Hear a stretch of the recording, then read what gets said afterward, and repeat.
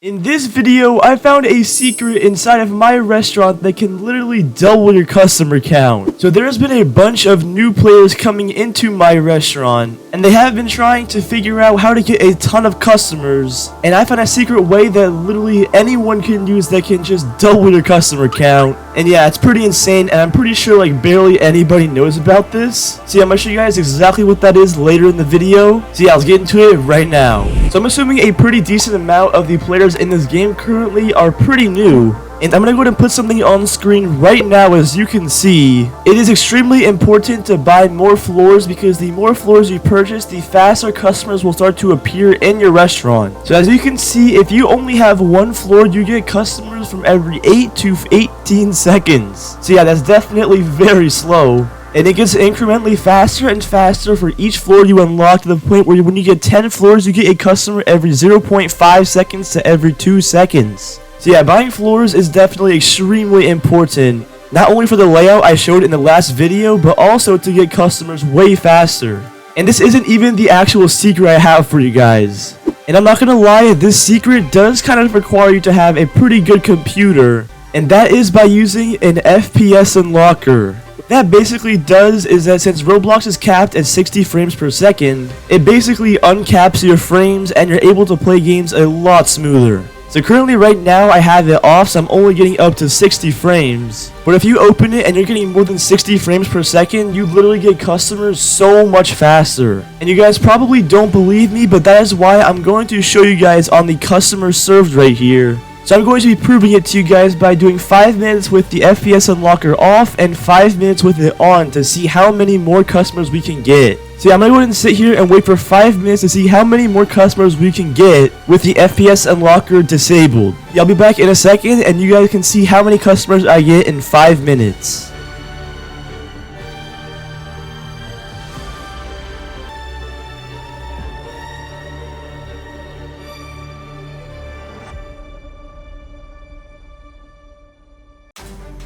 Alright, it's been exactly 5 minutes and I have literally gotten 700 customers in 5 minutes, which is pretty good. But yeah, it's about to be a lot better. Alright, and here we are in a game with the FPS unlocker. As you can see, the game is currently just running so much smoother. But yeah, I'm gonna go ahead and sit here for 5 minutes on the FPS unlocker enabled, and we'll see how much more we get, and it's pretty crazy. See, I'll be back in 5 minutes.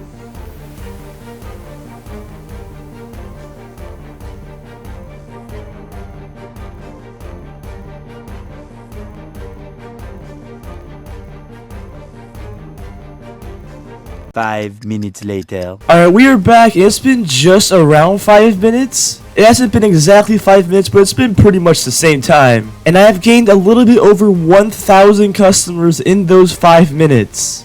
So yeah, if you multiply that by 12, I'm getting 12,000 customers per hour. And I'm gonna be honest, my computer isn't even like that good. I mean, I'd say it's pretty decent, but there's definitely some way better computers out there, and you would probably be getting so many more customers. But yeah, definitely having an FPS unlocker is extremely vital in order to get so many customers. And also, let me inform you guys of something really quick. So a lot of you guys were saying that the gingerbread chairs and the gingerbread tables actually serve the elves, and they actually walk a lot faster than normal customers. And they actually don't. It's literally the same speed as normal customers. And that is because they walk faster and they leave the restaurant faster, but new customers won't come in until after the exact same time as normal customers. So yes, they will get to the table and they will eat faster, but when they leave, new customers won't appear until the same time as normal customers. So in the long run, it's literally the exact same speed as having normal tables.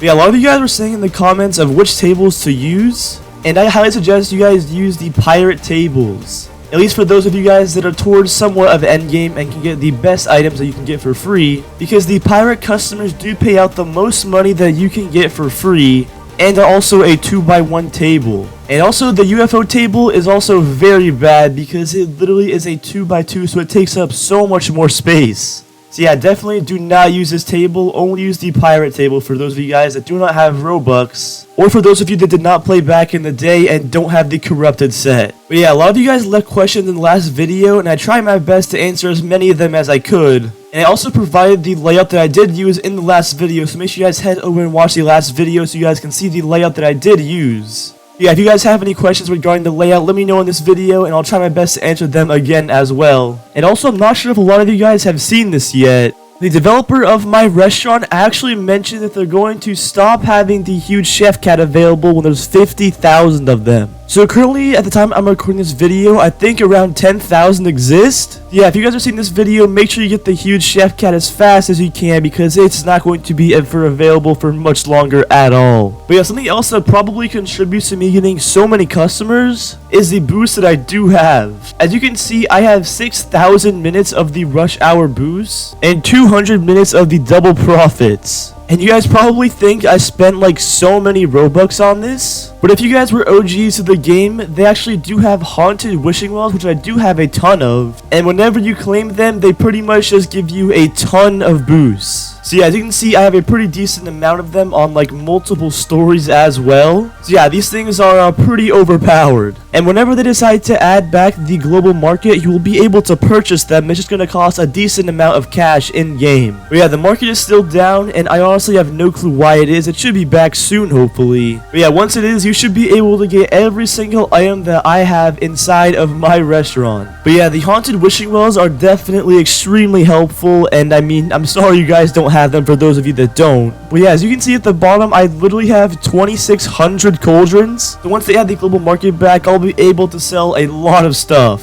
But yeah, like I mentioned earlier, do not buy any of these 1x1 tables because they are really useless. Those of you guys that do not have a lot of money, I highly suggest you guys use the tiki tables and the tiki chairs. And then once you get enough money, move on to the pirate set and the pirate table, because they will give at least a little bit more money and have a chance for the pirate customer to appear. But yeah, as you can see, if I open up my customer list, I have served a few thousand of the normal customers. As you can see, I've served 65,000 corrupted VIP customers, 11,000 pirate customers, and 300 headless horsemen. And one of the last customers I have to serve is this question mark customer, which you are able to obtain from using the shrine. If I click E, as you can see, my screen will do a little bit of shaking. Alright, well that should activate for him to spawn. Although, since I'm pretty sure he doesn't sit in the corrupted tables or any of the pirate tables I have up here, I'm pretty sure he just won't spawn in the restaurant because he has nowhere to sit. So yeah, if you guys want to get the secret customer, make sure you use like any regular table and not any special table that can spawn a customer, or else he probably won't spawn in your restaurant. But yeah, here we are back in Pet Simulator X.